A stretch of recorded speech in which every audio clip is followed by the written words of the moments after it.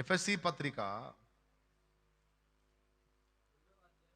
చదువు నాన్న, 2:1 చదువు నాన్న.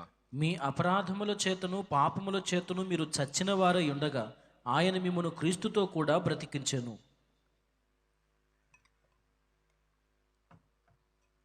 ఎంత క్లియర్గా ఉందో చూడండి. మీ అపరాధముల చేతను పాపముల చేతను మీరు చచ్చిన వారై ఉండగా ఆయన మిమ్మును క్రీస్తుతో కూడా బ్రతికించెను. ఏమర్థమైంది దానిలో మీకు? ఏమంటే ఏమర్థమైందండి?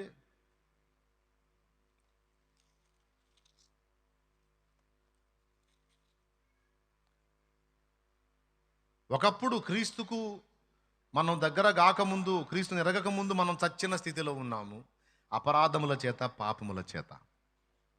అయితే యేసయ్య మనకు పరిచయం అయిన తర్వాత ఆయన రక్తాన్ని మనం ఆశ్రయించి దోషములన్నీ కడుక్కున్నప్పుడు యేసు రక్తము అన్నిటినీ కడిగింది, మన మనస్సాక్షిని కూడా కడిగింది. ఏ నరుని రక్తమైనా మన సాక్షిని శుద్ధి చేసేనా? ఏ నరుని రక్తమైనా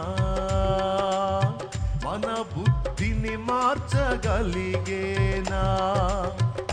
ఏ నరుని రక్తమైనా మన సాక్షిని శుద్ధి చేసేనా?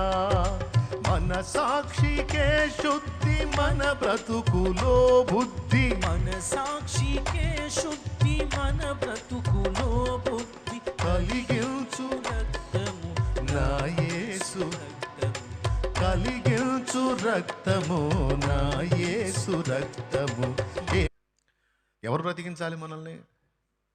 యేసయ్యే బ్రతికించాలి.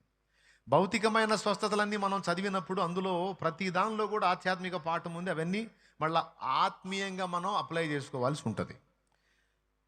ఓకేనా?